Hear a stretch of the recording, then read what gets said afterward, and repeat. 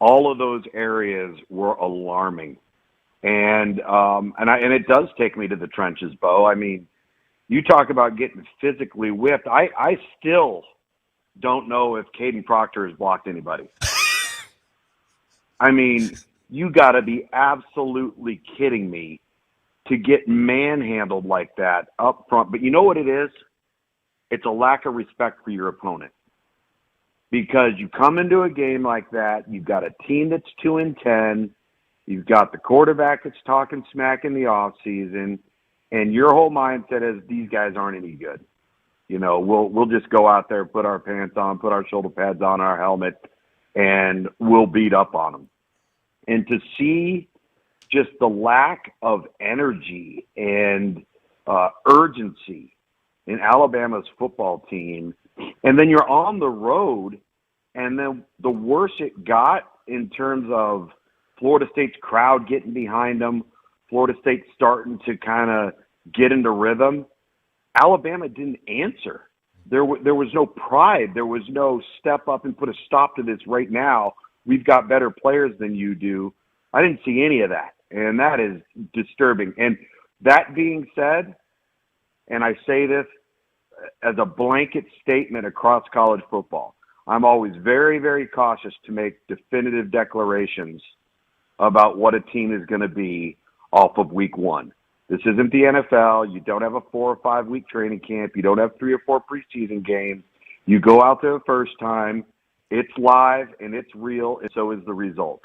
So let's wait and see and make some judgments on teams after we see a larger sample size. But that was, if you're an Alabama fan, that was embarrassing and unacceptable. Yeah, so we know that Kalen DeBoer can coach. He's won everywhere. Sure he can. Ryan Grubb can coach. While Womack I don't think is special yet, I think Kane has all kinds of skills and talent, and he's proven that he's been at least pretty damn good to date. So how is there that big of a disconnect? I get following Saban also at the wrong time during this massive disruption and all that, but they still have players. I know they had some people leave, but they still have players, right? Dude, their secondary and their front, even though Tim Keenan wasn't playing in the center of the defense, everybody else, for the most part, was a fairly prominent starter or saw significant time last year on defense. And so, yeah, there's no excuses for that talent-wise. What I think the biggest problem is that there's a distinct difference in philosophical approach when it comes to intensity, accountability, the little things being paid attention to, which were all just staples and hallmarks of Nick Saban's program, meaning that if there were certain things that were non-negotiable that you were not doing on a minute-by-minute, hour-by-hour, day-by-day basis, that was not going to be tolerated. I think it's gotten too easy there. And listen, you can coach teams different ways. You can have different approaches. But I don't know if you can go from what Nick Saban and how that staff dealt with their team to how what it looks like now this coaching staff is dealing with this team and expect the same results regardless of what the talent level is. Oh. And here's the thing. As much as he can coach and others, once you get off the tracks at a place like Bama, it's hard to get back on, Lugs. Sometimes, rare that this happens once you can't get it going in, by year 2, wherever you are, but definitely at Alabama. Well, yeah. And listen, you always hear that phrase, don't follow a legend, follow the guy that followed the legend. Right. And my response to that is, well, somebody has to take the job. Somebody has to actually take the reins and attempt to do it, whether that was Kalen DeBoer or 10 other people that could have been available. Right. But the reality is he was chosen, he accepted the job, and now you've got to reap the ramifications of that. And is it almost an impossible task? Yeah, it probably is. But this is a results-oriented business. And it doesn't matter if you're at Alabama or if you're at Kansas or you're at the University of Arizona or what have you. The only difference is at Alabama, what previously took place over 17 years doesn't just dissipate into the ether. Right. Right. All right. And they've got Georgia coming up in a couple of weeks. Yeah. All right, LSU. So redemption, I guess, whatever. Brian Kelly, they played really well. Nussmeier looked really good. That defense. Talk about their defense and how difficult they made it for Klubnik and crew. Luke? Well, I thought that this second-year defense under Blake Baker, they've gotten through the transition year. They've gotten past getting to know one another, trying to figure out who they are, what they have. And I think there were a lot of growing pains with that a year ago, maybe more than there should have been. And then now you go into this season, you're in year two, there's familiarity, there's understanding, you know what's expected, you know what the coach wants. The players now are familiar with what's being asked of them. They revamped the defensive secondary through the transfer portal, and they improved significantly up front. I'm watching that game, and I felt like I was watching Cade Klubnik in 2023. Hesitant, lack of anticipation, a lack of decisiveness, wouldn't pull the trigger, and then to cap it off, Clemson could not run the ball at all. And the moment LSU, smelt that blood in the water, that was when things got really difficult for Clemson because they had nothing else to rely upon. And so I was impressed with LSU defensively, but I want to go back to what you said. Garrett Nussmeier, man. Wow. That guy is a dude. Woo. I don't care who we're talking about in terms of NFL draft order or who would be taken where, but there is no comparison between Garrett Nussmeier and Cade Klubnik. Man, he made so many clutch plays, and you felt like he had command of the offense, getting everybody where they, needed to be, and was able to read what Clemson wanted to do. He was really popping. And now look, they got Florida in 2 weeks, and Ole Miss in 4, so it's going to get wild for them. Lugs is going to join us for 10 more minutes on the other side. Then he's got to do some TV.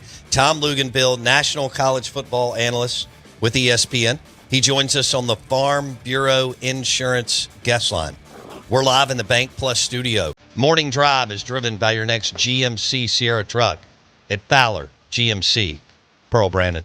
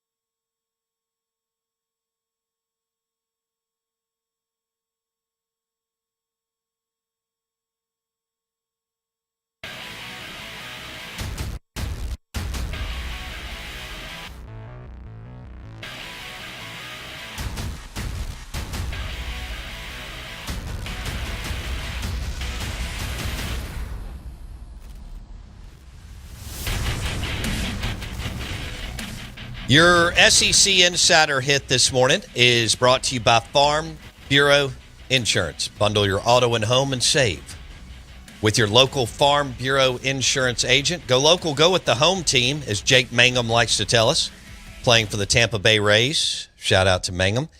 And you can find a Farm Bureau Insurance agent in any of the 82 counties in the state of Mississippi. We're live in the Bank Plus studio. ESPN's Tom Luginbill joins us right here on the Farm Bureau Insurance guest line. We hit a little bit of Bama and Florida State. Love that. LSU and Clemson, monster win for Brian Kelly and LSU. And real quick, Lugs, I want to go back to Florida State and Tommy Castellanos. This dude's been at Boston College in Central Florida, and he kind of balled out on Saturday with some really big plays for Florida State. I was impressed. What'd you see? Well, I thought the marriage between Gus Malzahn and Tommy Castellanos in terms of scheme and skill set. Did we lose him? You there? Yeah, I got you. Okay, good. You got me now? Yeah, I got you. All right. I thought the marriage between Gus Malzahn's scheme and Thomas Castellanos' skill set was a match made in heaven. Okay. And if you look at the history of Gus Malzahn's offenses, they're always at their best when the quarterback is a dynamic runner. Obviously, he's got history with him. He recruited him to UCF. He knows what he brings to the table. I thought Gus Malzahn put on a master class of deception, window dressing, shifts, motions. They had every wrinkle in the offense, end around, reverses, jet sweeps, and just enough in the passing game that came off of all of that to create a couple explosives. They weren't great in the passing game, but the ones that they made, the plays they made, were big gainers. Yeah.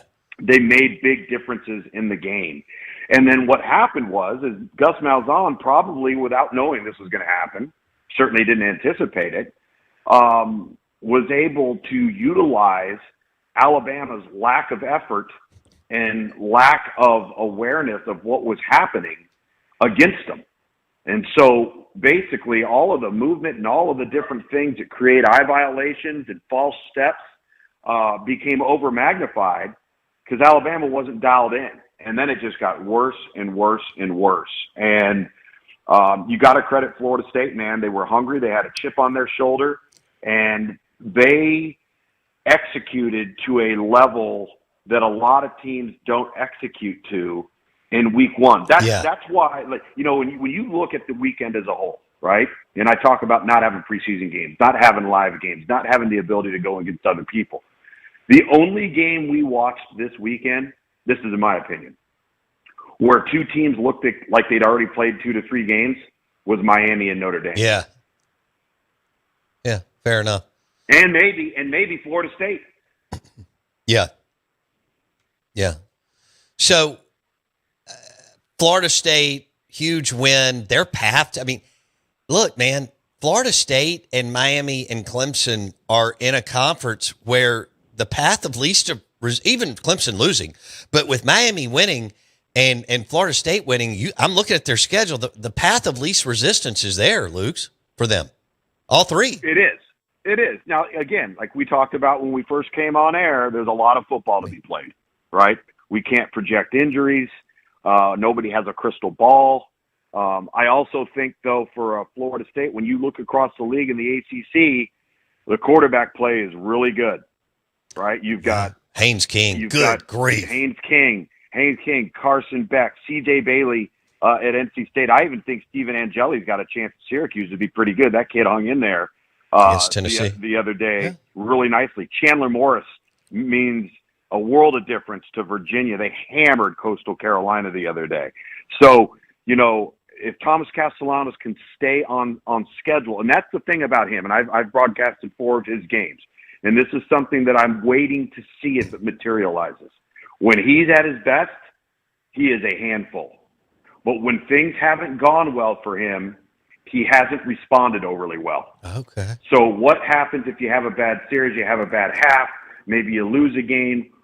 He's had a history of when things don't go well, he hasn't risen to the occasion and gotten back on track.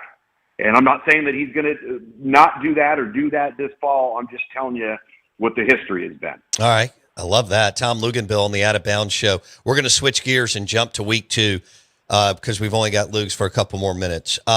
Arizona State at Mississippi State. This is a big one for Jeff Lebby and the program. I think they've got a chance to win, but Arizona State's about a 6.5, 7-point favorite. Sam Leavitt, future NFL QB, Jordan Tyson, good grief. But they didn't run the ball. Leavitt led them in rushing against a 1AA team, so they don't have Scattaboo, who's with the New York Giants. I think Mississippi State can win this game. We'll see what plays out with what they did in the line of scrimmage in the portal. Handicap this one a little bit for me, Luke.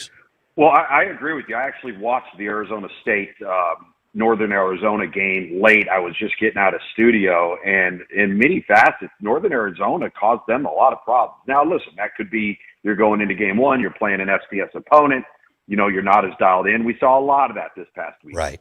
But I don't think there's any question that this matchup being in Starkville it's a different model. It's a different animal now. And you're past the transition year of year 1, having to go out to Tempe. Well, now it's the other way around. And on top of it, ASU's not sneaking up on anybody anymore. Arizona State's a little bit like SMU in my mind. That's true. They're good, they're talented, but everybody knows it. So now everybody's taking them seriously. That wasn't the case for each program last year. Right. No, I mean, Mississippi State is going to be locked in, this year because of them coming off the college football playoff. And ranked number 1, and Dillingham's a ton of fun as far as all his audio cuts and all this kind of stuff. And Leavitt and Tyson are ballers. I mean, Tyson's supposed to be top 4 receiver taken in the draft behind. Oh, yeah. He's a dude. Okay. No question. That quarterback's a handful, though. Okay. He's a really good player. Sam Leavitt is a problem. Yeah, he's just a baller. I mean, good. Yep. All right. We'll see what Coleman Hutzler and Mike McIntyre and Paul Rhodes can do with Leavitt and Tyson. All right, one more. Ole Miss. I remember talking to you last year. Ole Miss at Kentucky.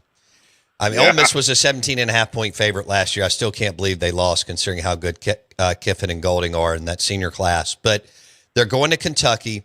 Zach Calzada averaged like 3.2 yards per completion. But Brad White on the defensive side of the football could muck things up for a young Austin Simmons. So this may be closer than people think. How do you see it, Luke? Well, and you're playing on the road, and don't kid yourself. That Kentucky team played a Toledo team that is really good. Yeah, Candle's good. Toledo's a good football team, and I think at one point it was either 17-0 or 24-0. Kentucky. At one point it was getting out of hand, and then it slowed down, and Toledo crept back in it a little bit. So Kentucky actually got to play a pretty formidable opponent in week 1. And then they get to host Ole Miss this time. So does Ole Miss have better players? Does Ole Miss probably have the better nucleus of identity of who they are? Yes, they've got a little more stability, I would say. But I would not, off of last year, obviously Ole Miss is going to be ready to play, Bo. I mean, I don't think there's any question about that. And they have an advantage at quarterback. I think Zach Calzada is a serviceable guy. He's been a journeyman. He's made some plays when he's played. But we've talked about Austin Simmons, and I think at the end of the day, he's the better player at the position. Yeah, no question.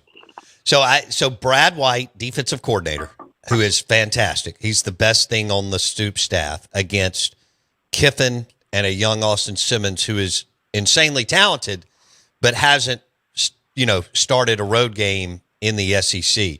This could be a hell of a matchup. All right. Oh yeah. Game balls. Garrett Nussmeier, Carson Beck, Haynes King. Yeah. Oh, Haynes King. You and I were texting on Friday. I know you were running around trying to get back to Bristol. That kid, what's crazy? He looks like he'll take a hit and look like he tore his ACL, and then he'll ball out on you the next play, Luke. I know. I know. By the way, did you notice at the end of that game, that Colorado had the ball with 1:20 to go. Yep. So they had the ball last, 2 timeouts, and go into the locker room with both timeouts. What are they doing? I have no idea, and nobody's talking about it.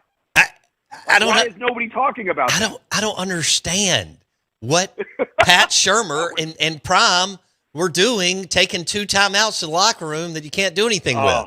I mean, they didn't trade them for $100K. What are we doing? No, I know it. They don't get 4. They don't get 5 timeouts this week. All right, my man. Have a great week. We appreciate you working with us again. Okay.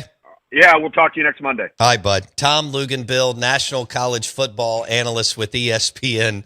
He joined us on the Farm Bureau Insurance Guest Line. Bundle your auto and home. Competitive rates, save for your family. Farm Bureau.